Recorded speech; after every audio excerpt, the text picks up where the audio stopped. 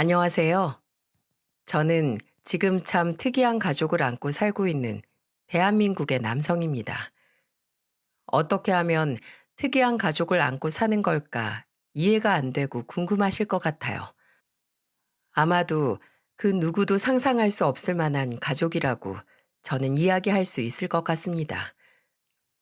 우리 특이한 가족을 알려드리면서 저의 아내와 또 사랑하는 우리 장모님에 대한 이야기를 지금부터 해보겠습니다.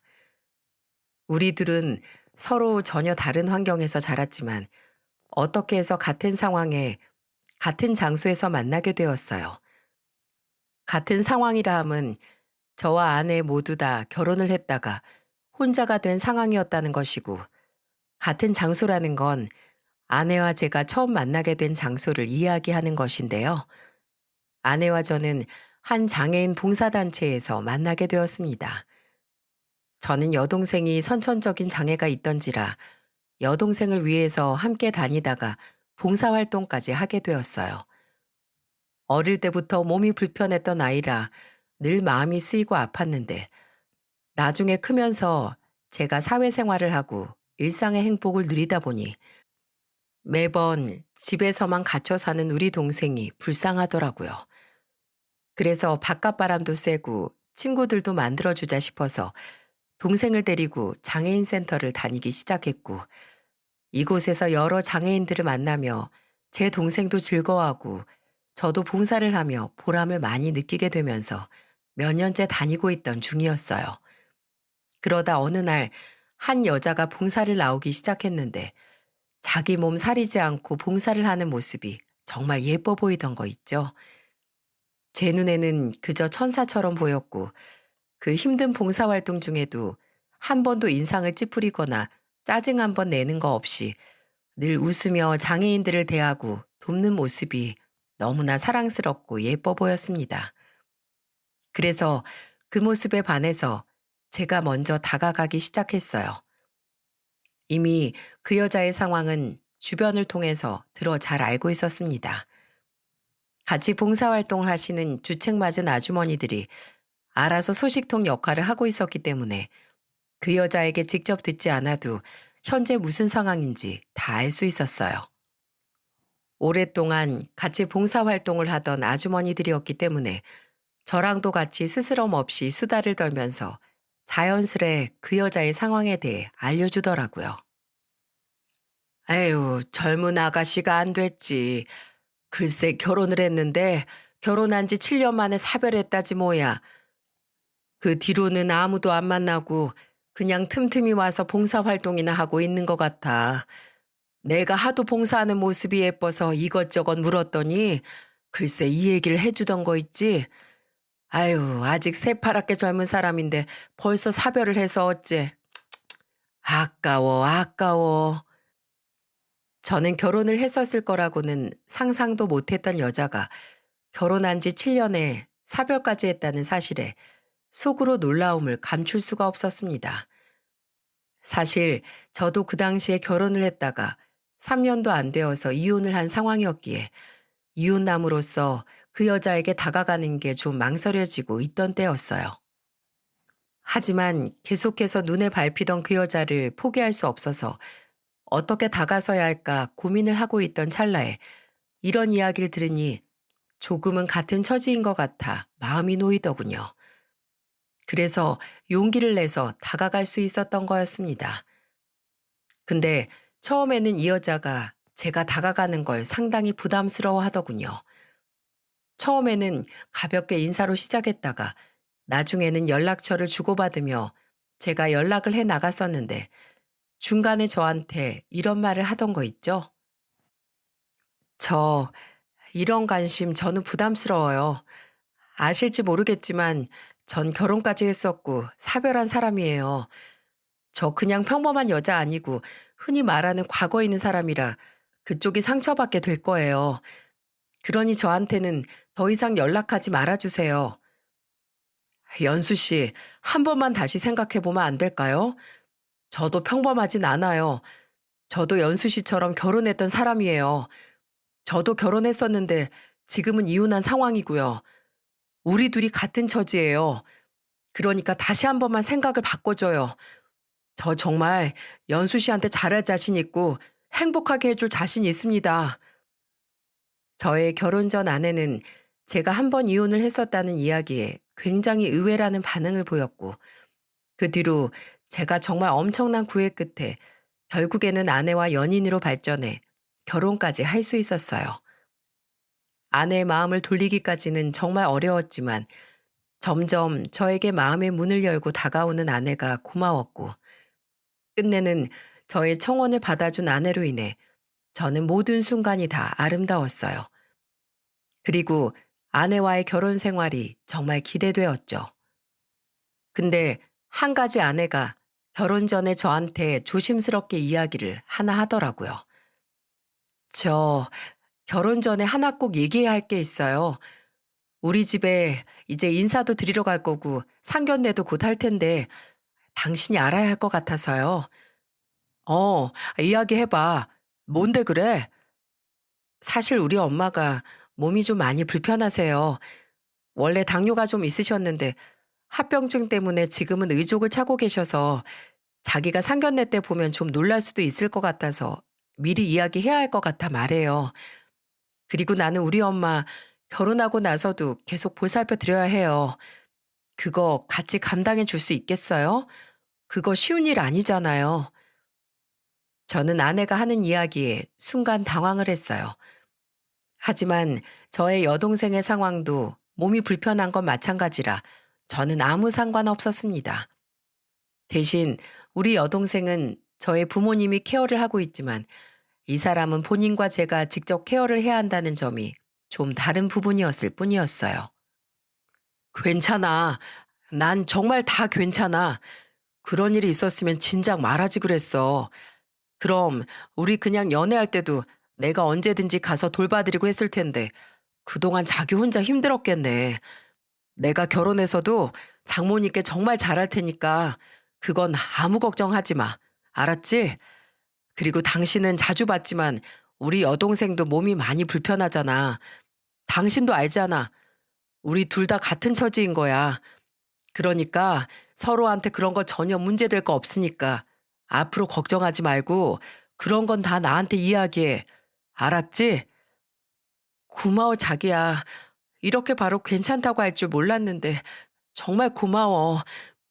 나도 앞으로 당신 여동생한테 정말 잘할 거야. 물론 시부모님이 돌봐주고 계시긴 하지만 가끔은 우리 손이 필요할 때가 있잖아. 그때마다 나도 최선을 다할게.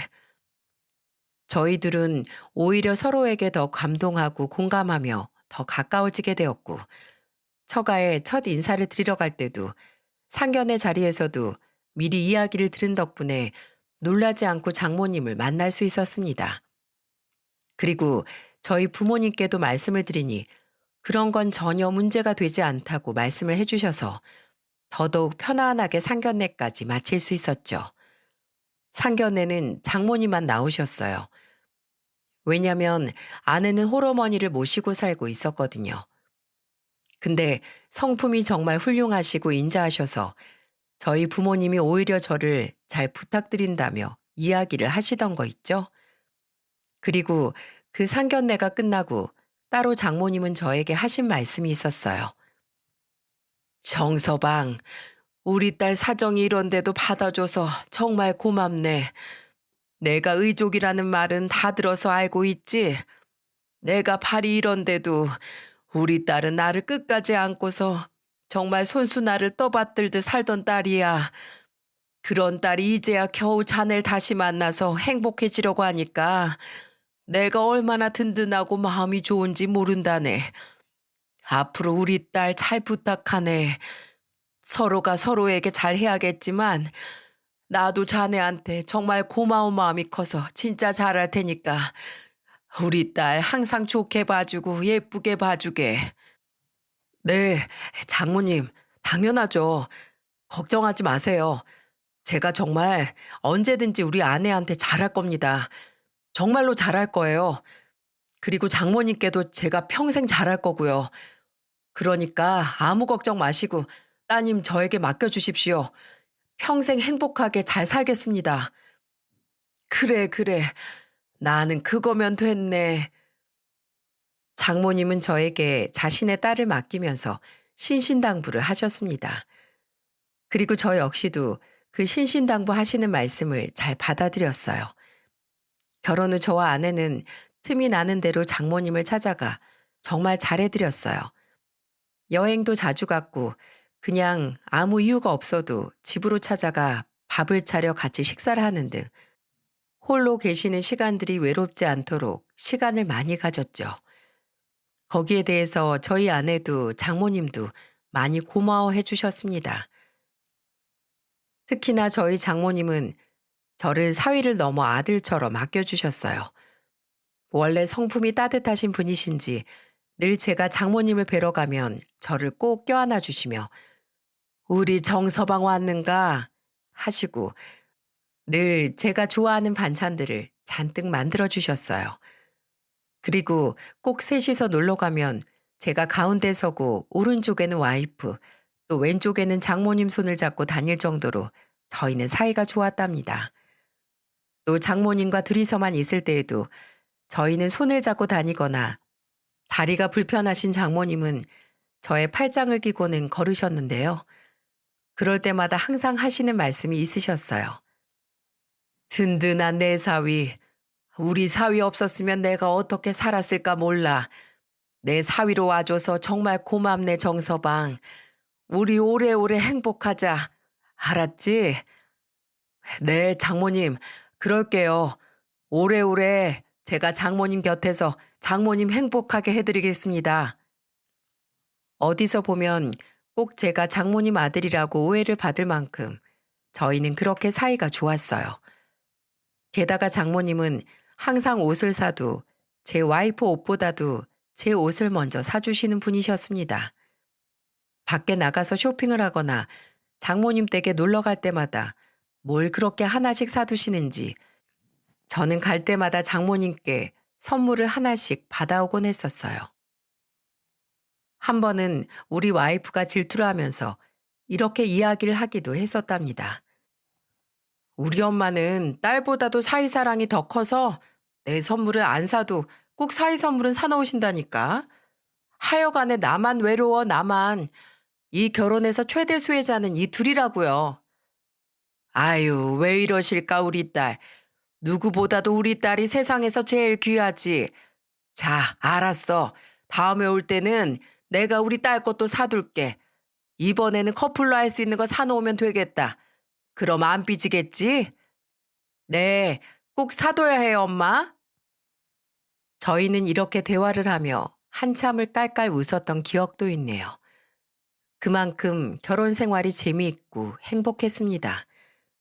그리고 사위와 장모 사이가 이렇게 좋을 수도 있는 거구나를 몸소 체험하게 되어 하루하루가 다 신기하고 좋았어요. 이런 일은 거의 TV에서나 볼 수 있는 일인가 했는데 이 일이 저한테 이루어지니 정말 신기하더라고요. 무엇보다 늘 아픈 동생으로 인해서 부모님의 관심이 동생에게만 쏠려 있어서 내심 서운하고 외로운 부분이 있었는데 그 비어있던 부분들이 장모님으로 인해서 가득 채워지는 듯 했어요. 그래서 저는 더 장모님이 좋았고 아내가 사랑스러웠네요. 하지만 다 이해가 되고 다 좋은 상황들만 있던 것은 아니었어요. 저는 결혼하고 나서 대부분 다 좋고 다 행복했지만 반대로 아내 행동에서 좀 여러 가지 이해하지 못할 상황들도 많이 겪어야만 했습니다. 아내는 정말 황당한 요구를 결혼하자마자 이야기했어요. 여보, 우리 결혼은 했지만 각방 쓰자. 나는 평생 엄마랑도 떨어져서 자고 한 번도 누구랑 같이 자본 적이 없거든. 전 남편하고도 그래 왔어서 나는 각방이 편한데 혹시 그래 줄 수 있어? 어? 아니, 그래도 우리가 결혼했는데 결혼하자마자 각방은 좀 아니지 않아? 나도 알아. 나도 좀 이상하게 보일까 아는데 그래도 내 의견 따라줬으면 좋겠어. 부탁할게. 아내는 부탁이라고 이야기를 했지만 상당히 단호하게 이야기를 했기 때문에 저는 아내의 말에 따를 수밖에 없었어요. 그 뒤로도 아내는 계속해서 저와 각방을 쓰자고 했고, 심지어 아이를 낳고 앞으로 우리 가족을 꾸려나가야 하는 일에도 전혀 동의를 해주지 않았어요. 여보, 우리 이제 아이 가질 때도 됐는데 왜 자꾸만 날 밀어내는 거야? 혹시 내가 싫어? 도대체 나랑 결혼을 한 이유가 뭐야?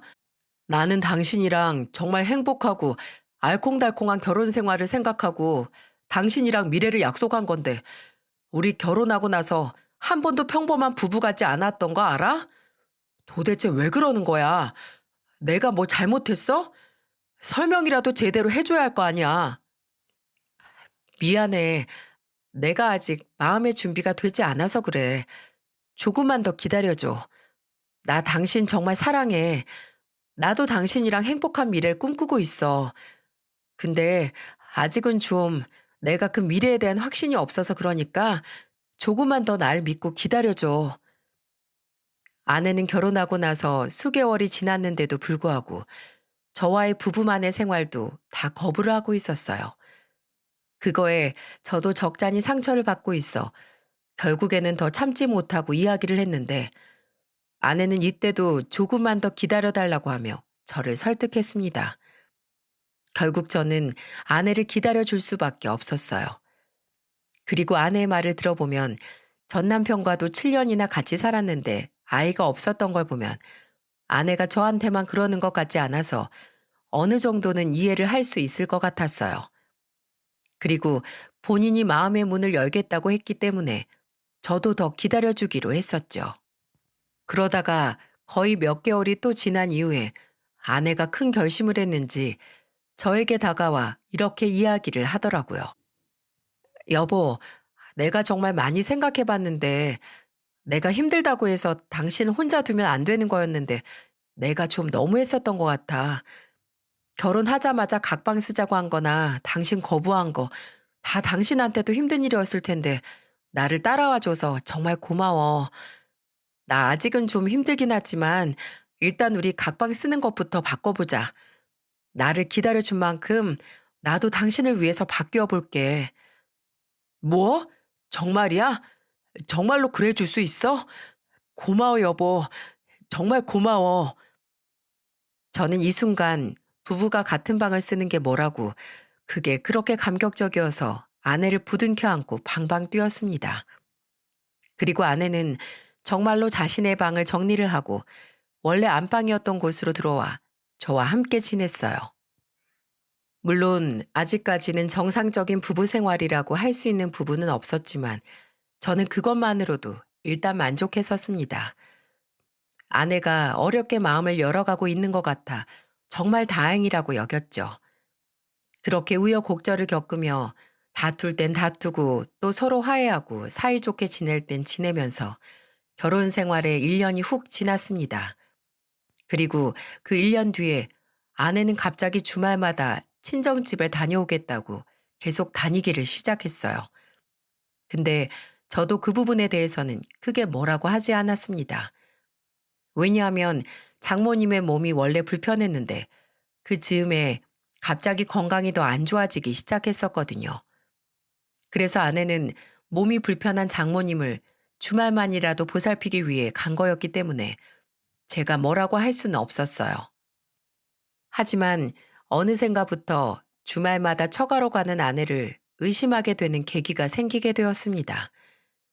그전까지는 저는 어떠한 의심도 하지 않았고 오히려 종종 저도 몇 번 같이 처가로 갔어서 아내가 다른 짓을 한다는 생각을 조금도 할 여지가 없었는데 아내에게서 몇몇 보이던 수상한 행동으로 인해 저는 의심을 시작하게 되었어요. 가끔씩 아내가 집에서 장모님과 통화를 할 때가 있었는데 그때마다 이상한 단어들이 들렸습니다. 제가 의심의 싹이 튀기 시작한 부분도 바로 이 부분이었어요. 아내는 가끔 장모님께 엄마가 아닌 어머니라고 부를 때가 있었어요. 물론 누구나 엄마가 아닌 어머니라고 부를 수도 있겠지만 그건 전혀 친정엄마를 부르는 듯한 뉘앙스가 아니었거든요. 한 번은 이런 날이 있었는데요. 자기야, 밥 좀 먹고 있어봐. 나 엄마랑 통화 좀 하고 올게. 우리 엄마 밥은 잘 챙겨 먹고 있나 모르겠어. 알았어.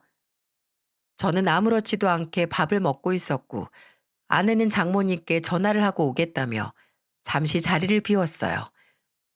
그러다가 저도 아내가 없는 식탁이 순간 적적해서 핸드폰을 볼까 싶어 제 폰을 가지러 안방에 들어서려는데 안방에서 통화를 하던 아내에게서 이상한 단어가 들려왔죠. 네, 어머니, 식사는 하셨어요? 끼니 거르지 마시라고 했잖아요. 저도 지금 정서방이라 먹고 있어요. 네, 정서방 잘 있어요. 안 그래도 얼마 전에 정서방네 다녀왔는데 그날 정서방이 어머니께는 가본 지 좀 된 것 같다고 어머님 잘 계시는지 궁금해 하더라고요. 네, 정서방한테도 안부 전할게요. 그럼 어머니도 편하게 쉬세요. 뒤에서 몰래 들으려던 것도 아니었지만 예기치 못하게 듣게 된 통화 소리에 저는 충격을 받게 되었어요.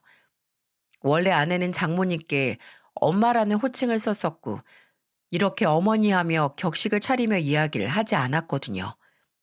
물론 지금 생각해보면 아내와 장모님 사이는 뭔가 알 수 없는 어색함이 있는 듯 하긴 했지만 그건 둘 다 워낙 조용한 성격이라서 그런 줄만 알았습니다. 근데 이렇게 아내가 어머니라고 이야기를 하는 소리를 들으니 저는 너무나 충격을 받을 수밖에 없었어요. 이때부터 저는 의심을 하게 되었고 의심이 가는 부분은 이 한 가지 부분뿐만이 아니었습니다. 저는 한 가지 궁금했던 것이 있었는데 그걸 이번 기회에 물어봐야겠다 싶어서 아내에게 물어봤어요. 여보, 왜 당신은 가족 사진이 없어? 그전에는 그냥 무슨 사정이 있겠지 싶어서 당신한테 아픈 이야기일까봐 말을 못 꺼냈는데 정말 궁금해서 장모님이랑 장인어른이랑 같이 찍은 사진이 한 장도 없다는 게 좀 궁금해. 말해줄 수 있어? 어? 그게 있지? 옛날에 우리 집에 불이 났었거든. 그때 사진이 다 타고 없어졌나 봐. 그때 그냥 우리 부모님이랑 살던 집이 다 타버려서 옷도 하나도 못 건졌었다고 하더라고. 아, 그래? 그래서 가족 사진이 없었구나. 그래도 장인어른 돌아가시고 나서 시간이 좀 되었을 텐데 사진이 하나도 없다는 게 좀 의아하긴 하네. 앞으로는 내가 많이 찍어줄게. 지금까지 찍은 사진도 많이 있긴 하지만 이제는 좀 인화해서 우리 집이랑 처가에 좀 걸어놓고 하자. 어, 고마워, 여보. 아내는 저의 갑작스런 질문에 많이 당황한 듯 했고, 마치 무언가를 숨기고 해명을 하는 듯이 이야기를 하는 통에 저는 더더욱 의심을 할 수밖에 없었어요. 그러다 제대로 결정적으로 아내를 의심하게 될 만한 상황이 생기게 되었고, 저는 도대체 제 머리로 절대 이해되지 않는 이 상황을 이해할 수 있는 실마리를 찾기 위해서 다방면으로 노력을 해야만 했죠. 그 결정적인 상황은 바로 아내의 가족관계 증명서를 보게 된 사건이었어요. 아내랑 저는 몸도 불편하신 장모님이 혼자 사시는 게 마음에 걸려서 아예 이참에 저희 집 근처로 집을 옮겨드릴 계획을 가지고 있었어요. 그래야 와이프가 처가를 왔다 갔다 하는 이동거리나 시간도 단축할 수 있고 여러모로 장점이 더 많을 것 같아 집을 알아보고 대출을 받을 상황에 있었는데 그때 아내의 이름으로 대출을 받기로 했었기에 대출 서류로 필요한 아내의 가족관계 증명서가 떼어져 있었죠. 아내는 그 서류를 화장대 위에다 올려놓았는데 저는 그걸 우연히 봤다가 큰 의아함을 가져야만 했어요. 그리고 지금까지 이어져 온 모든 상황에 정말 오만 가지 생각을 다하며 아내가 내가 정말 알고 있던 사람이 맞는지 의심할 수밖에 없었죠. 그 이유는 다름 아닌 가족관계 증명서에 제가 알고 있는 장모님의 이름이 없다는 것이었어요. 저는 이 상황까지 오게 되니 내가 모르는 무언가가 아내와 장모님 사이에 있다는 생각이 들었고 극단적인 생각으로 아내가 이중 생활을 하고 있을지도 모르겠다는 생각까지 이어지게 되었죠. 그래서 저는 아예 큰 마음을 먹고 아내의 뒤를 캐보기로 했습니다. 저는 단추 모양의 녹음기를 아내가 자주 입고 다니는 외투에 넣어 놓았고 아내의 일상을 살펴보기로 했어요. 아내는 외투를 항상 하나만 입고 다녔기 때문에 그곳에 넣어두었고, 역시나 아내는 아무것도 모르고 그 옷을 입은 채로 평소에 하던 루틴을 지키고 있었죠. 다행히도 평일에는 늘 출퇴근을 하던 사람이라 직장 생활이나 퇴근 후의 일상에서는 의심스러운 상황이 아무것도 없었어요. 그저 제가 잘 알고 있는 아내의 모습이었습니다.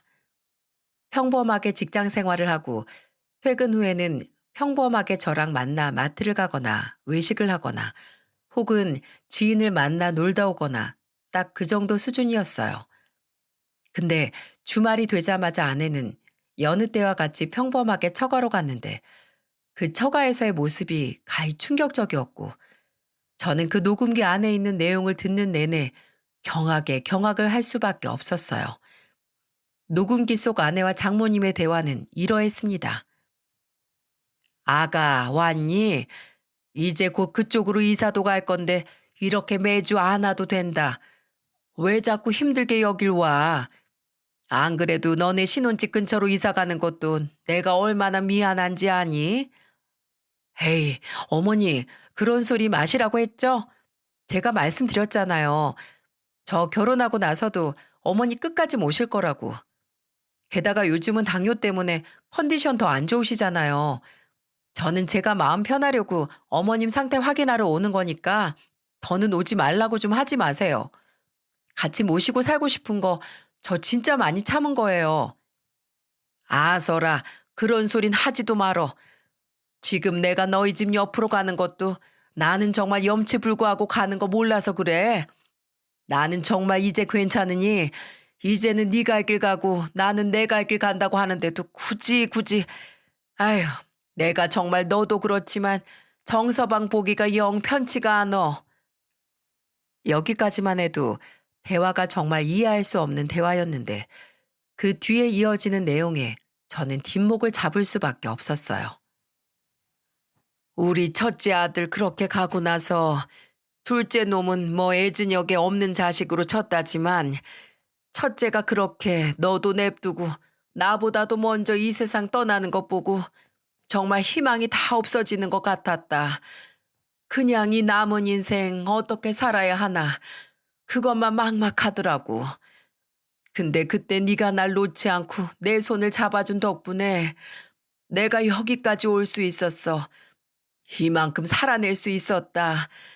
그래서 나는 여기까지만 해도 충분한 사람이야. 더 이상은 네 앞길을 망치고 싶지가 않어. 그러니 지금이라도 좋으니까 그냥 너희들이 이제는 나 없이 살아도 돼. 어머니, 또 그 소리. 제가 그 말 더 이상은 하시지 말라고 했잖아요.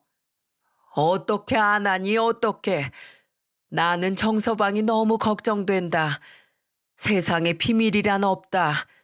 네가 내 며느리라는 사실도, 내 아들이 원래 네 남편이었다는 사실도, 그리고 내가 네 시어머니라는 사실도 어느 것 하나 다 비밀로 묻어둘 수만은 없는 거야.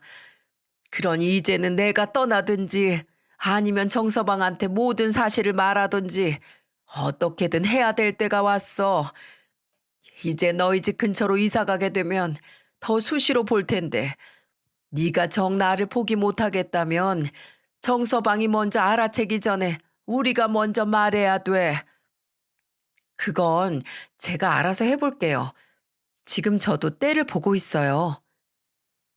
저는 여기까지 듣고 정말 충격에 충격을 받지 않을 수가 없었어요.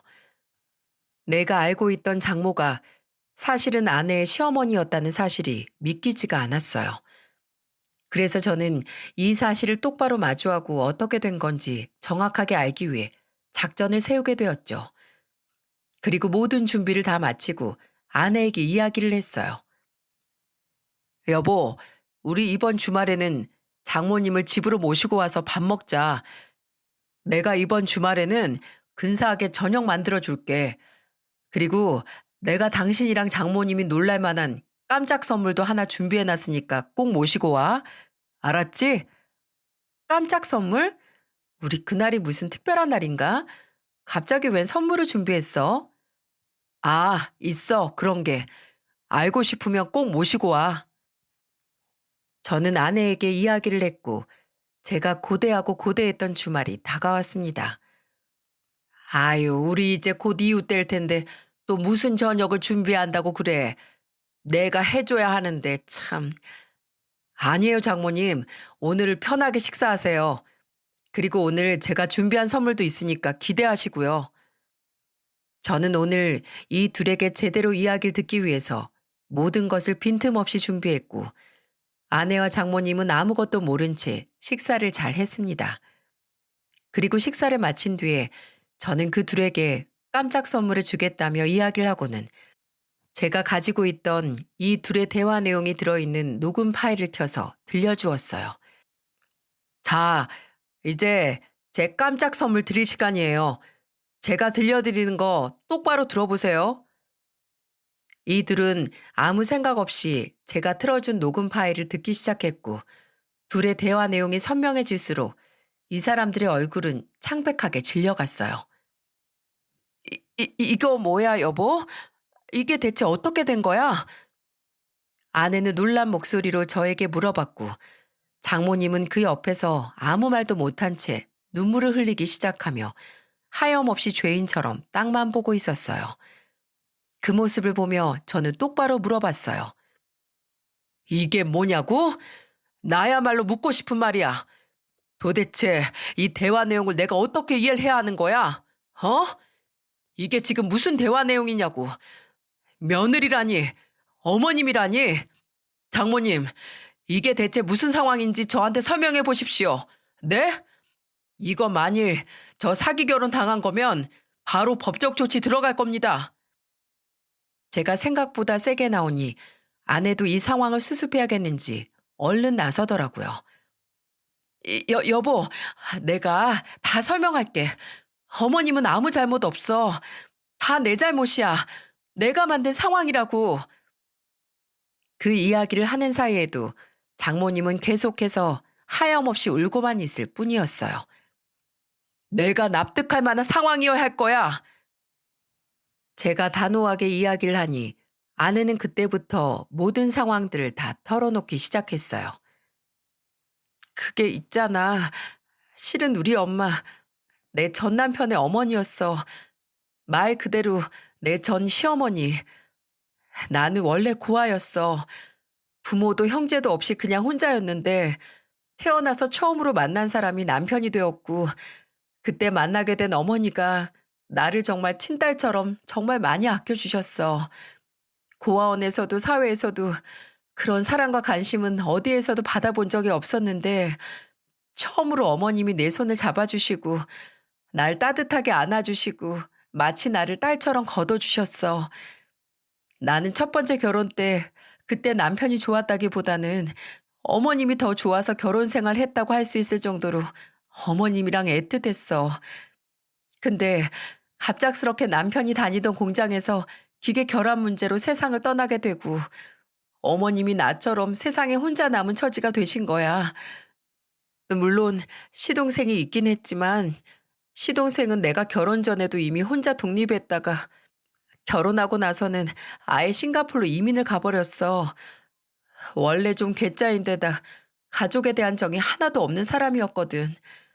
그러니 내가 어떻게 어머님을 혼자 두고 올 수 있겠어. 심지어 그쯤에 어머님은 당뇨 합병증으로 다리에 문제가 생기게 되면서 의족을 찾고 그 이후로는 더더욱 어머님을 외면할 수가 없었어. 저는 여기까지 이야기를 들으면서도 왜 이 이야기를 저한테 하지 않았는지 분이 풀리지가 않았습니다. 그래서 바로 따졌죠. 그럼 왜 그 이야기를 진작 나한테 하지 않았던 거야? 어? 얘기할 수가 없었어. 나한테 당신이 얼마나 과분한 사람이었는데 나는 고아에 가난하고 집도 절도 없는 사람인데 당신은 부모님의 번듯한 직장에 여유까지 있는 사람이었잖아. 그래서 내가 당신을 처음에 거부했던 것도 바로 그것 때문이었어. 내가 당신한테 어울리지 않는다고 생각을 했으니까. 근데 내가 어떻게 이런 이야기까지 할 수가 있었겠어.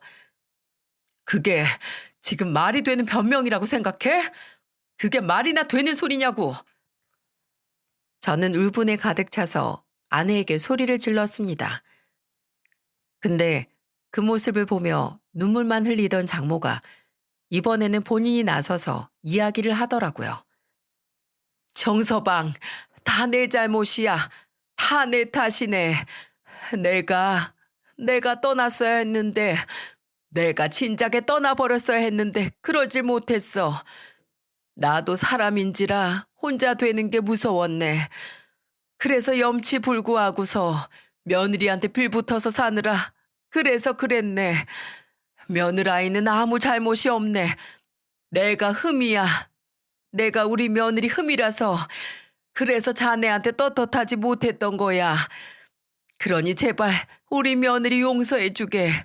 제발 용서해 줘. 저는 울부짖으며 말하는 장모님의 모습을 보면서 정말 이게 무슨 상황인가 싶어서 기가 차서 말도 나오지 않았습니다. 모든 순간이 다 믿겨지지 않는 이야기들의 연속이었어요. 여기까지 이야기를 듣고 나니 저는 모든 상황이 다 이해가 되긴 했습니다. 어떤 상황인지 제대로 파악이 되었죠.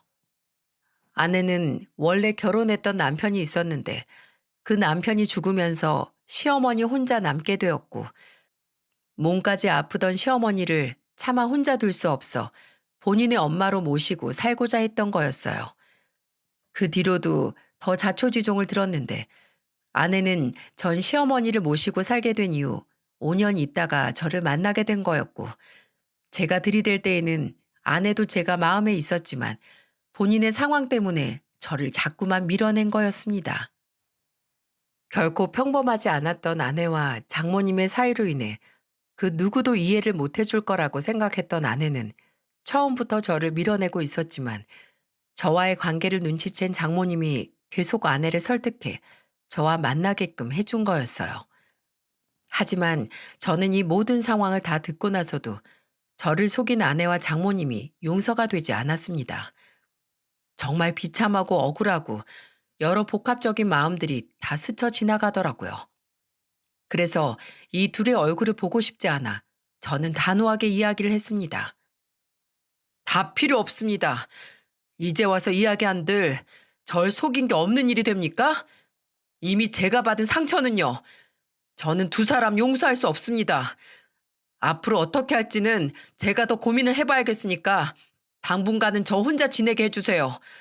당신은 장모님 집에서 지내. 얼굴 보고 지내기 힘드니까. 저는 너무나 마음이 아프고 속상하고 또 이들에게 느껴지는 배신감이 커서 더 제 곁에 둘 수가 없었어요. 그래서 제 생각과 마음이 정리가 되고 어떻게 할지 정확한 결론을 내리기 전까지 따로 지내자고 했고요.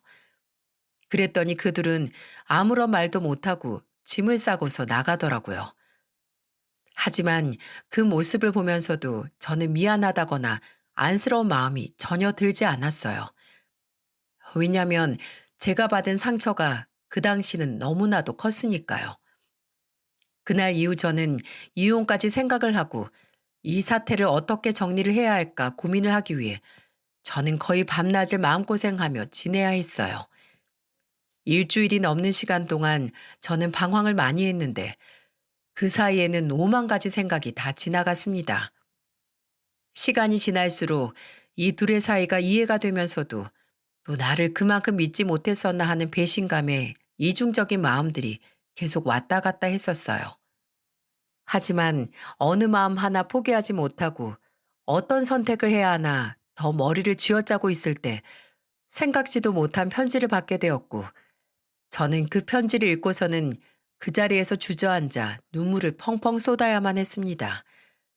그건 다름 아닌 장모님의 편지였고 꼬깃한 글씨로 써진 내용을 읽으며 저는 하염없이 눈물만 흘릴 수밖에 없었어요. 사랑하는 정서방에게, 정서방, 우리 때문에 마음이 많이 힘들지? 내가 못난 장모라, 장모 아닌 장모라 참으로 미안하네. 하지만 나는 단 한 번도 자네를 내 사이가 아니다라고 생각해 본 적이 없어. 이미 내 며느리는 내 친딸이나 다름없었기 때문에 자넨 나에게 그저 예쁜 사위였네. 그 말 많이 들어봤지?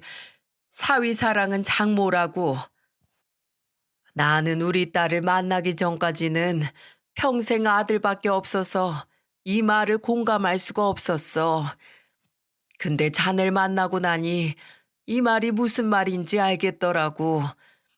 그저 보기만 해도 예쁘고 바라만 봐도 든든하니 얼마나 좋던지. 게다가 우리 딸을 이렇게나 예뻐해주고 사랑해주니 내가 비록 친엄마, 친장모는 아니어도 정말 속으로 고마웠네. 근데 이렇게 자네를 속인 천하의 나쁜 장모가 되어서 너무나 미안하게 생각하고 있어. 하지만 나도 어쩔 수가 없었네. 며느리 나를 버릴 수가 없다고 하지. 나도 내신 며느리 없으면 세상 천지 혼자가 되는 거라 그건 무섭고. 근데 또 나 때문에 며느리 앞길을 망칠 순 없으니 누구라도 만나라곤 해야겠는데. 근데 생각해보게. 어느 누가 전 시어머니를 모시고 사는 여자를 좋아하겠는가. 자네는 아니라고 했을지언정 우리는 떳떳할 수가 없었어. 하지만 그래도 솔직하게 다 이야기를 했어야 했는데 내가 생각이 짧았네. 그래서 이제라도 어른답게 내가 원래 해야 했던 올바른 선택을 해보려고 하네. 내가 이제는 떠나겠네. 내 예쁜 딸을, 나의 사랑하는 딸을 이제는 버리려고 하네. 지금까지는 내 딸이 본인의 행복보다는 나의 안위를 살피느라 힘들었는데 이제 더는 그 모습을 보는 것도 쉽지 않고 자네한테도 내 딸한테도 더는 내 짐이 되고 싶지 않아서 내가 떠나려고 해. 그러니 부디 내 딸은 다시 받아주게. 나만 없으면 완벽한 아이야. 우리 딸이 숫기가 없어서 그렇지 얼마나 자네를 좋아하는지 아는가? 그 애가 처음에 결혼하고서 각방 쓰자고 했지. 그게 좀 유난일 수 있는데 혹시라도 아이가 일찍 생겨버리면 나를 챙기는 게 소홀해질까 봐 그랬던 거야. 그리고 또 다른 이유는 무서웠을 거야. 그 전에 내 아들하고는 이상하게 애가 생기지 않았었어. 나는 그런 거에 전혀 눈치를 주지 않았는데 우리 아들이 유독 그 문제로 예민해져서 둘이 자주 싸우더라고. 둘 다 문제가 없는데도 생기지가 않았는데 이제 보니 다 이렇게 되려고 그랬던 것 같네. 아마도 자네 아내는 전 남편과의 사이처럼 아이가 생기지 않으면 어쩌나, 그래서 또 싸우게 되면 어쩌나, 그게 무서워서 지레 겁먹고 그랬을 거야. 근데 이제는 용기를 가지고 조금씩 자네에게 마음의 문을 열고 있으니 조금만 기다려주게. 그리고 앞으로는 나도 없어질 테니 더 마음의 문을 여는 게 쉬울 테고. 내 사랑하는 정서방, 그동안 정말 고마웠네. 조만간 내가 떠날 테니 부디 우리 딸 용서해주고 앞으로는 둘만 생각하면서 행복하게 살아. 저는 이 눈물 젖은 편지를 읽으면서 도대체 내가 이 둘에게 무슨 짓을 한 건가 너무나 후회가 되기 시작했어요. 이 둘은 정말 아무 조건 없이 서로를 부모로서 자식으로서 사랑한 죄밖에 없는데 그걸 주변의 시선 때문에 당당하게 드러내지 못한 죄밖에 없는데 제가 그걸 이해하지 못하고 되려 또 더 큰 상처를 준 것 같아 너무나 미안해지더라고요. 그리고 그동안 나를 정말 아껴주고 사랑해 주었던 장모님과의 추억이 떠오르면서 이대로 혼자 떠나게 두실 수 없다는 생각이 들었습니다. 그래서 바로 장모님 댁으로 찾아갔어요. 장모님, 장모님, 문 좀 열어보세요. 얼른요. 저는 장모님에게 한 걸음에 달려갔고 장모님은 제가 피우는 소란에 놀라서 문을 열어주셨죠. 아니 정서방, 무슨 일인가? 장모님, 이렇게 편지만 하나 딸랑 보내놓고 떠나신다뇨. 어떻게 그러세요? 어떻게요? 장모님, 제가 잘못했습니다. 제가 마음이 좁았어요. 제가 옹졸했습니다. 떠나지 마세요. 장모님 떠나면 와이프가 제 곁에 있으려고 하겠습니까? 그리고 제 마음이 편하겠어요? 그러니 그런 생각 마시고 그냥 계세요. 제 장모님으로 평생 제가 모시고 살 테니까 제 와이프 엄마로 그렇게 자리 지켜주세요. 제 결론은 그겁니다. 장모님은 제 이야기를 듣자마자 그 자리에 앉아서 펑펑 눈물을 쏟기 시작했어요. 그리고 그 시간에 아내는 직장에 나가 있던 시간이었기에 장모님과 저는 둘이서 아예 부둥켜 안고 엉엉 울어댔습니다. 고맙네. 고마워. 내가 무슨 복을 타고 나서 딸에 사위에 세상 어디에 자네 같은 사위가 있겠나. 정말 고맙네. 아닙니다, 장모님. 그동안 마음고생 얼마나 심하셨어요. 진작 말씀하시지 그러셨어요. 진작에. 결혼 전에 제게 이야기를 했어도 저는 제 장모님으로 모셨을 거예요. 저와 장모님은 울면서 이야기를 했습니다. 사실 근데 말은 이렇게 했어도 만약 결혼 전에 저에게 이런 이야기를 했더라면 저 역시도 고민을 많이 했을 것 같아요.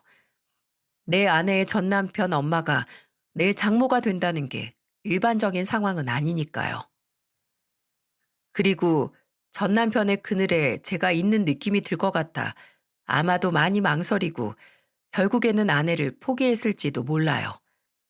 하지만 결혼 후에 저는 아내를 더 많이 사랑하게 되었고 장모와 있었던 모든 순간들이 다 따뜻하고 소중했기에 지금 이 사실들을 알고 방황을 했었어도 끝내는 받아들일 수 있었던 거였어요. 저는 장모와 함께 있다가 아내 퇴근에 맞춰서 아내에게도 모든 상황을 다 이야기해 주었고 우리는 또다시 셋이서 부둥켜 안고는 한참을 울었네요. 하지만 이때는 서로가 서로에게 힘이 되는 행복에 겨운 눈물이었습니다. 아내는 저에게 이야기를 하더라고요. 여보, 정말 힘든 결정이었을 텐데 이렇게 다 이해해주고 받아줘서 정말 고마워. 그리고 앞으로는 절대로 어떤 비밀도 당신과 나 사이에 만들지 않을게. 정말 맹세해. 그렇게 아내는 저에게 고마움을 표했고 저와 아내와 장모님은 그날 이후부터 더 서로가 돈독해지게 되었어요. 그리고 이 모든 사실을 저희 부모님에게도 이야기를 했습니다. 중대한 사안이니만큼 셋이 가서 말씀을 드렸어요. 처음에는 저희 부모님도 많이 당황을 하신 듯 했지만 제가 모든 상황을 다 받아들이기로 결정을 했다고 하니 다행히도 저의 의견을 따라주셨어요. 그리고 부모님도 제 장모가 저에게 얼마나 잘했는지 잘 알고 있었기에 쉽게 결정을 내리셨던 것 같고요. 그 뒤로 저는 아예 장모님을 저희 집으로 모시고 들어왔습니다. 장모님의 건강이 점점 더 안 좋아지고 있는 것도 있었지만 모든 상황을 다 안 이상 그냥 장모님과 함께 지내며 더 좋은 사이 노릇을 하고 싶었거든요. 처음에는 극구 안 그러겠다고 하시던 장모님도 저의 설득에 못 이겨서 집으로 들어오셨어요. 그리고 그 이후에 더 큰 변화가 하나 더 생기게 되었는데요. 그건 바로 아내 임신이었습니다.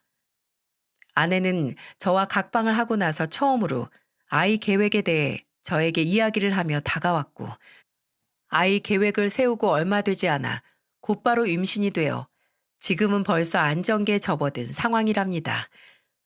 이 소식에 제일 많이 감격했던 게 바로 우리 장모님이었어요. 누구보다도 축하해주고 누구보다도 기뻐해준 장모님은 매일 밤 저보다도 더 아내의 배에 손을 얹고 귀를 대보고 아주 난리도 아니세요. 근데 저는 그 모습을 보고 있자니 얼마나 뿌듯하고 기분이 좋은지 모릅니다. 이제는 서로가 서로에게 진짜 가족이 된 느낌이라고 할까요? 참 2년도 안 되는 시간에 우리 가정에 무슨 일이 일어난 걸까 싶을 만큼 다사다난했지만 저는 이 모든 것이 다 행복으로 가는 길이라고 생각하고 있습니다. 이제는 어떤 역경도 우리 가족들과 함께 다 헤쳐나갈 수 있을 것 같아요. 무엇보다 이제는 아내가 진짜 마음의 문을 다 열고 저를 받아들여 준 것 같아 기쁩니다. 이제는 자식도 생겼으니 더 가장으로서 책임감을 가지고 살아야겠죠? 여러분, 인생의 행복은 멀리 있지 않는 것 같습니다. 그리고 상황과 현실은 중요하지 않는 것 같고요. 제가 겪어보니 마음이 있는 곳에 길이 있다고, 제가 마음 문을 열고 이해 안 되는 상황을 사랑으로 받아들이니 모든 것이 다 가능해지더군요. 여러분에게도 말 못할 사정이 있으신가요? 부디 그 주변에 여러분을 사랑하는 사람이 있어 그 모든 사정을 다 품어주기를 바라겠습니다. 지금까지 저의 사연을 들어주셔서 감사합니다.